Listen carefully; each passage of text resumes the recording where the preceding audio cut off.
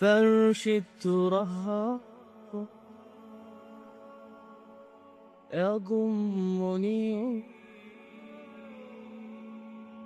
وهو غطاء.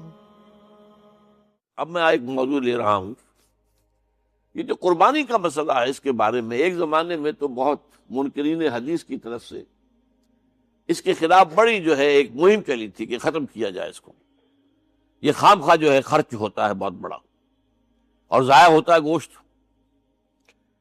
اتنے بڑے پیمانے پر گوشت ہوتا ہے کھایا نہیں جاتا.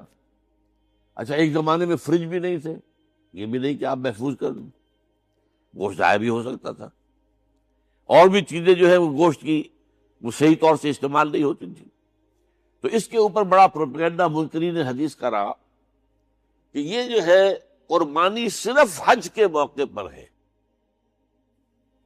میں اس کی نفی کے لیے آج آپ کو بتا رہا ہوں کہ سورہ حج کے اندر جو دو رکوع ہیں، ایک چوتھا ایک پانچواں، چوتھے رکوع میں بھی قربانی کا ذکر ہے، پانچویں میں بھی قربانی کا ذکر ہے. یہ ایک دم جو ہے ایک جگہ پر جو دو طرح کی قربانیوں کا ذکر ہو رہا ہے، یہ کیوں ہو رہا ہے؟ چوتھے رکوع میں وہ مناسک حج کے ساتھ اس کا ذکر ہے، وہاں جو فرمایا گیا لِيَشْهَدُوا مَنَافِعَ لَهُمْ وَيَذْكُرُوا اسْمَ اللَّهِ عَلَىٰ مَا رَزَقَهُم مِّن بَهِيمَةِ الْأَنْعَامِ فِي أَيَّامٍ مَّعْلُومَاتٍ عَلَىٰ مَا رَزَقَهُم مِّن بَهِيمَةِ الْأَنْعَامِ فَكُلُوا مِنْهَا وَأَطْعِمُوا الْبَائِسَ الْفَقِيرَ. وہاں پہ قربانیاں دو، پھر اللہ کا نام لو، ان جانوروں پر جو اللہ نے تمہیں عطا کیے ہیں ان جو معین دنوں کے اندر دو، فی ایام معلومات، اور پھر اس میں سے خود بھی کھاؤ، اور جو ہے جو جیسے صدقہ کا گوشت ہوتا ہے وہ نہیں ہے، وہ قربانی کا گوشت ہے، اس میں سے آپ خود بھی کھائیں اور غرباء کو کھلائیں، غریبوں کو دیں، مساکین کو دیں. تو یہ پورا حکم آ چکا چوتھے رکوع کے اندر. پانچواں رکوع پورا کا پورا جو ہے وہ عید الاضحیٰ پر ہے میرے نزدیک. یہی حکمت صوم کے بارے میں ہے کہ وہاں جب ایک حکم تکرار کر کے آیا کہ پہلے فرما دیا گیا فمن کان منکم مریضا او علی سفر فعدۃ من ایام اخر، اگر بیمار ہو کوئی اور یہ یا کہ سفر پر ہو تو وہ تعداد دوسرے دنوں میں پوری کرے. پھر کیا وجہ دوبارہ آ رہا ہے؟ شہر رمضان الذی انزل فیہ القرآن ھدی للناس وبینات من الھدی والفرقان فمن شہد منکم الشہر فلیصوم ومن کان مریضا او علی سفر فعدۃ من ایام اخر. کیوں؟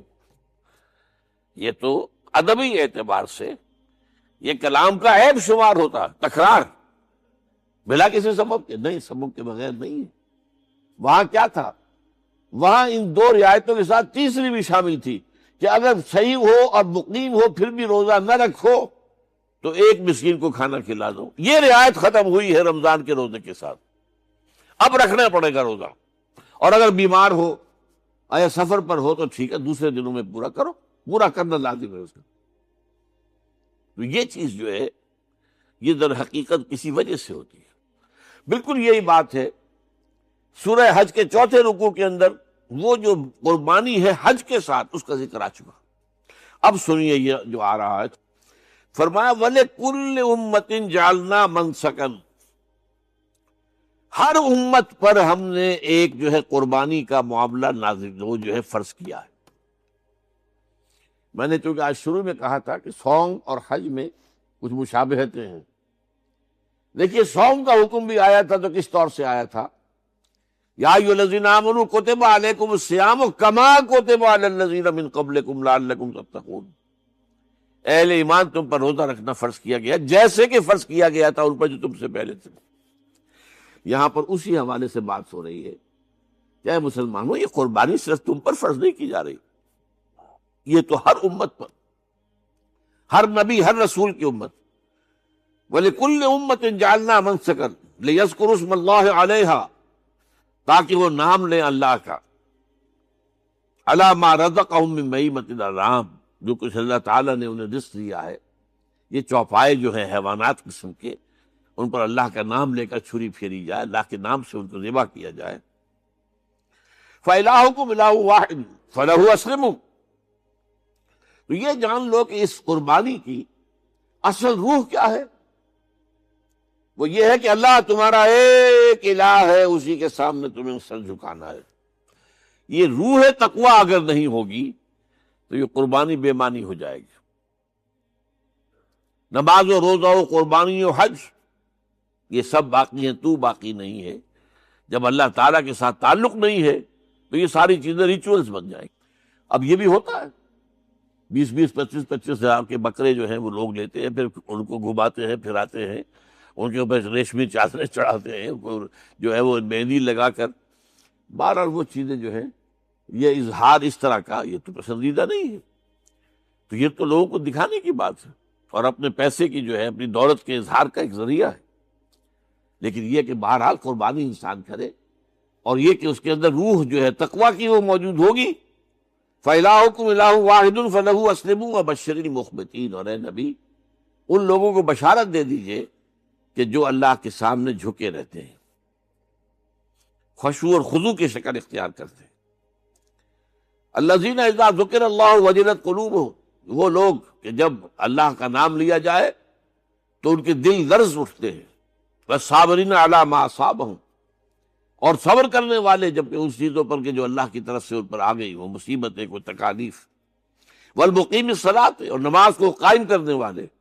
ومما رزقناہم ينفقون، اور جو کچھ ہم نے انہیں دیا ہے اس میں سے خرچ کرنے والے۔ یہ ایک نظام ہے پورا کا پورا جس آیت میں بیان کر دیا گیا، اس کا ایک جز جو ہے وہ یہ بھی ہے وَلِكُلِّ أُمَّةٍ جَعَلْنَا مَنسَكًا، یہ قربانی کا معاملہ جو ہے یہ بھی ہم نے ہر امت کے اوپر فرض کیا، ہر امت جو ہے اس کے اوپر لازم کیا گیا، اور اے مسلمانوں آج تم پر بھی لازم کیا جا رہا ہے۔ وَالْبُدْنَ جَعَلْنَاهَا لَكُم مِّن شَعَائِرِ اللَّهِ، اور یہ جو قربانی کے اونٹ ہیں، یہ خاص طور پر چونکہ عرب میں تو اونٹ کی قربانی ہوتی تھی، دوسرے جانور تو وہاں کم ہوتے ہیں، اور بہرحال ان کی قیمتی متاع بھی اونٹ ہے۔ وَالْبُدْنَ جَعَلْنَاهَا لَكُم مِّن شَعَائِرِ اللَّهِ، یہ اللہ تعالیٰ کے شعائر میں سے یہ اونٹ جو ہے یہ قربانی کا اونٹ ہے، یہ مکے لے جایا جا رہا ہے، یا یہ بکرے اور یہ مینڈے جو ہیں یہ قربانی کے ہیں، یہ وہاں جا رہے ہیں، تو یہ بھی گویا کہ ایک طرح سے اللہ کی نشانیاں بن جاتی ہیں۔ ان کے حوالے سے اللہ تعالیٰ کا ایک تصور اور اللہ تعالیٰ کے ساتھ ایک ذہنی رشتہ قائم ہوتا ہے۔ لیکن فیہا خیر، تمہارے لیے اس میں خیر ہے، بھلائی ہے۔ چنانچہ جب وہ جاتے تھے حج کے لیے تو جو بھی ان کے ساتھ دودھ دینے والا جانور ہے، قربانی کی نیت ہے لیکن دودھ جو ہے اس کا استعمال کر سکتے ہیں درمیان میں، اور بھی کوئی اگر ان کی کوئی چیزوں سے فائدہ اٹھانا ہو، لکم فیہا خیر۔ فاذکروا اسم اللہ علیہا، تو اب ان کا اللہ کا نام لو اس کے اوپر، صواف، صفیں باندھ کر وہ اونٹ کھڑے ہوتے ہیں اور ان کو نحر کیا جاتا ہے۔ آپ کو معلوم ہے ذبح نہیں ہوتا اونٹ، اتنا بڑا جانور ہے، گردن کتنی موٹی ہے، اس کا ذبح کرنا بڑا مشکل، نہر کہتے ہیں اس کو۔ کھڑا ہے اونٹ اور ایک برچھا، چھوٹا سا برچھا ہے جو اس کے یہاں گردن کے یہ جہاں آ کر دونوں ہنسلیاں ملتی ہیں وہاں پر مارا جاتا ہے، اور یہاں سے جو بہت بڑی وین ہے وہ در حقیقت ایورٹا، وہ جو ہے ختم ہوتا ہے، تو وہاں سے خون کا پھر فوارہ آتا ہے، اور اس کے بعد پھر وہ اونٹ کھڑا کھڑا وہ رفتہ رفتہ اس کا جب خون نکل جاتا ہے تو وہ کمزور ہو کر نیچے گر جاتا ہے۔ یہ نہر ہے۔